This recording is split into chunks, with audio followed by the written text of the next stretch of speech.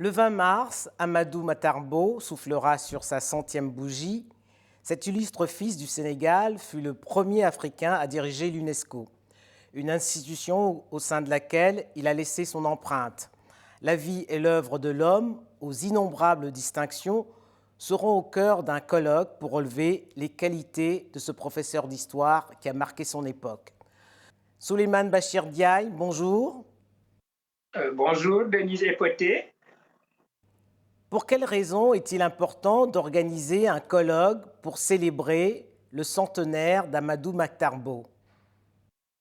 Alors, vous venez de le dire, voilà un homme considérable, enfant du Sénégal, mais qui n'appartient pas qu'au Sénégal, il appartient à toute l'Afrique et il appartient au monde entier. La marque, l'empreinte qu'il a posée sur l'UNESCO, et vous venez de le rappeler, n'est pas seulement son empreinte personnelle, c'est l'empreinte véritablement de tout un continent. Il a marqué la présence africaine dans une institution internationale aussi prestigieuse que l'UNESCO. Et donc, il était tout à fait naturel qu'à l'occasion de ces 100 ans, l'intelligentsia sénégalaise se mobilise, pas seulement sénégalaise d'ailleurs, l'intelligentsia africaine et mondiale se mobilise pour lui dire en toute simplicité joyeux anniversaire. Professeur d'histoire, ministre de l'Éducation nationale, puis ministre de la Jeunesse et des Sports dans son pays, Amadou Matarbo a, comme je le disais tantôt, a été le premier Africain à diriger une organisation internationale. Quelle est l'empreinte qu'aura laissée cet homme de culture? C'est le professeur en lui qui a accompagné de manière décisive la rédaction de l'histoire générale de l'Afrique, qui avait été commencée depuis 1964, mais qui, pendant sa direction à lui, est entré dans la phase décisive de la rédaction. C'est également en professeur d'histoire qu'il s'est porté au devant de la scène lorsqu'il s'est agi de parler de la restitution des objets d'art africains. Aujourd'hui, la question est revenue sur le tapis après le discours du président Macron, après que des restitutions ont commencé à être effectuées, mais il faut se rappeler que dans les années 70, vers la fin des années 70, quand Amadou Matarbo était le directeur général de l'UNESCO, c'est lui qui a été l'avocat le plus éloquent pour la restitution des objets d'art africains à leurs créateurs. Et donc, voilà deux actions qui manifestent chez lui le professeur d'histoire.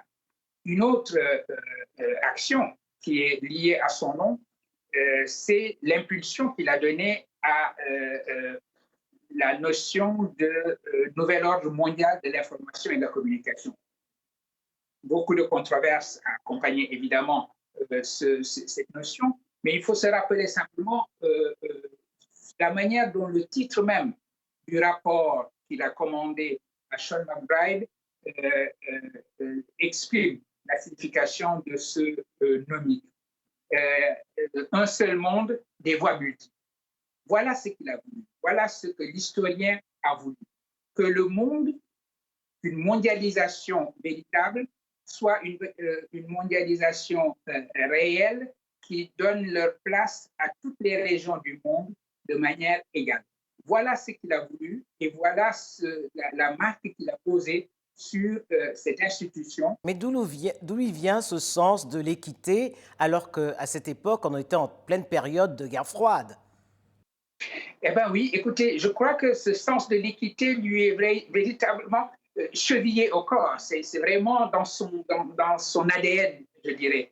Il faut se rappeler que déjà étudiant en France, il avait organisé, il avait été un grand militant pour l'émancipation des humains contre la colonisation.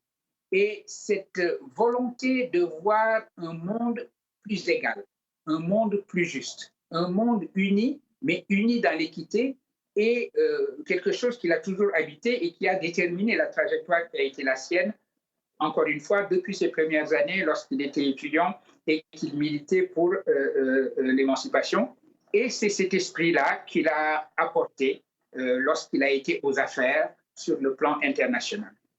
Alors, c'est aussi le panafricaniste qu'on va célébrer le 20 mars prochain, puisque Amadou Maktarbo a fait partie, il a même présidé la Fédération des étudiants africains, des étudiants noirs de France, la FEANF, dont pour eux, les deux objectifs étaient non négociables, l'indépendance et l'unité du continent. Mais aujourd'hui, n'est-il pas déçu de voir que les élites africaines ont failli? Absolument. Je crois qu'il faut effectivement rappeler cette mission que la FEANF s'était assignée.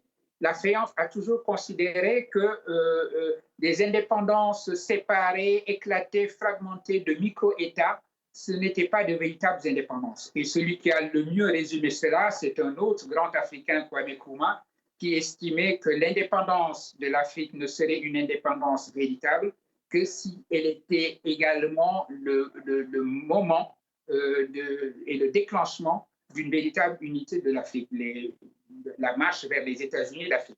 Et donc, cet idéal qui était le sien, qui était celui de beaucoup de gens de sa génération, Amadou Mahtar Mbow l'a toujours porté.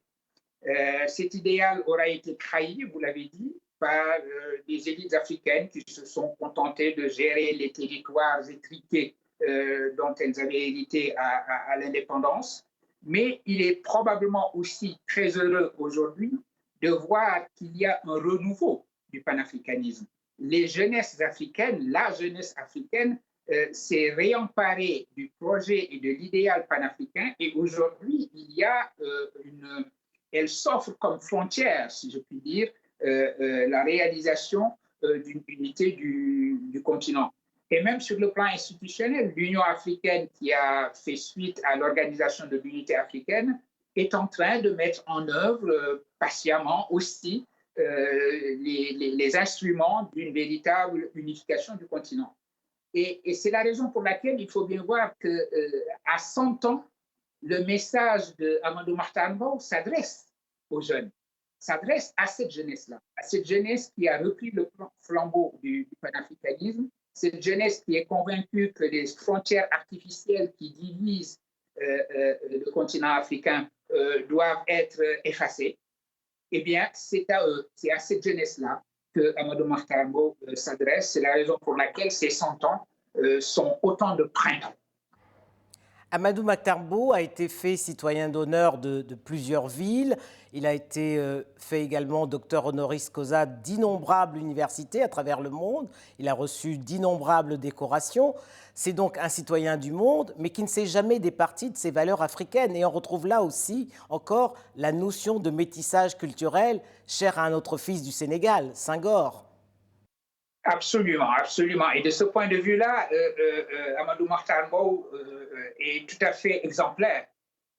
Ses valeurs africaines, ses valeurs ancestrales, les valeurs de son Sénégal natal, de la ville de Dakar où il est né, mais également du village de Yalahar auquel il est associé, de la ville de Louga, eh bien, il correspond à cet idéal de la philosophie stoïcienne, de cet idéal du cosmopolitisme. C'est un homme qui a pensé, qui pense à la dimension du monde. Le nouvel ordre mondial de l'information et de la communication, c'était cela. Penser le monde et le penser dans sa pluralité et dans son unité. Mais en même temps, et vous avez raison de le souligner, il y a cet enracinement profond. Et c'est ce qui fait de lui le métis que notre époque appelle. Ce métis qu'a chanté, vous avez bien fait de le rappeler, Léopold Sédar Senghor, et que notre époque appelle. Et il faut d'ailleurs rappeler à ce propos-là que Senghor disait qu'il ne fallait pas s'y tromper. Le métissage, ce n'est pas simplement des essences séparées qui se rencontrent, ce n'est pas uniquement un métissage biologique, c'est véritablement un sentiment éthique, moral pratiquement, de ce que signifie le métissage. Il disait chacun doit être métis à sa façon. Ça veut dire donc que le métissage n'est pas un état, c'est une tâche morale. Et Amadou Mahtar Mbow aura probablement mieux que personne accompli cette tâche éthique de faire de lui-même un métis, un citoyen du monde métis, et d'appeler à ce métissage dont notre monde a tant besoin aujourd'hui pour surmonter sa fragmentation en ethno-nationalisme et en populisme de tout genre. Souleymane Bachir Diaye, comment expliquer qu'une figure aussi emblématique, Amadou Matarbo, n'ait jamais été tenté par la politique, lui qui est une référence pour les Sénégalais, voire pour tous les Africains? Je crois que ce qu'il faut dire de lui et de son rapport à la politique, c'est qu'il a réalisé l'idéal même de la politique. Si la politique, c'est vraiment l'art de prendre soin des affaires de la cité, de la police, il l'a fait et fait mieux que personne. Il n'a jamais refusé les responsabilités lorsqu'elles venaient. J'imagine qu'il s'est senti en devoir d'accepter les positions ministérielles qui lui ont été proposées et offertes par le président Senghor parce qu'il estimait qu'il était de son devoir de servir dans les positions où il serait. Donc, il a servi autant comme professeur d'histoire et de géographie qu'il a servi comme ministre de l'enseignement de l'éducation nationale, de la jeunesse et des sports. Et il a servi également à l'UNESCO, donc réalisant au fond le meilleur de la politique, c'est-à-dire en s'occupant des affaires de la cité, que ce soit la cité sénégalaise ou la cité mondiale lorsqu'il s'est trouvé en poste à l'UNESCO. Maintenant, il est vrai que les combinaisons politiques, ce que l'on a appelé la politique politicienne, ne correspond pas au tempérament qui est le sien. Mais je rappellerai à ce propos, d'ailleurs, qu'après une retraite bien méritée lorsqu'il a quitté l'UNESCO en 1987, il ne s'est pas contenté simplement de prendre son chapelet, ce qu'il a fait, mais il a estimé qu'il était également de son devoir de continuer à travailler pour le mieux-être, justement, de cette police, de la cité. Il a été président des Assises nationales du Sénégal, une sorte de conférence des bonnes volontés sénégalaises pour penser les institutions du Sénégal et penser un meilleur avenir de ces institutions.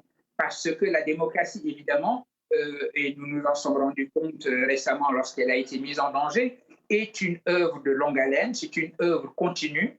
C'est bien ainsi qu'il a pensé les choses.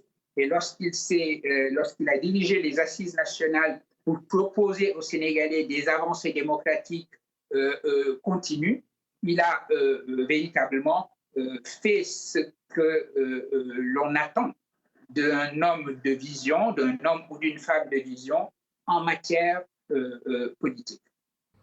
Un dernier mot, Souleymane Bachir Diaye, si vous aviez un vœu à faire, à lui adresser, que diriez-vous aujourd'hui? C'est Deweneti. Deweneti en Wolof, ça veut dire à l'an prochain. Nous souhaitons pouvoir, en lui souhaitant ses 100 ans, nous souhaitons les lui souhaiter pour la 101e année et pour des années après. C'est le souhait que l'on peut formuler pour sa personne, étant donné l'affection filiale que nous lui portons. Donc ça, Deweneti, c'est un mot d'affection. Merci Souleymane Bachir Diaye. Merci à vous, Denise.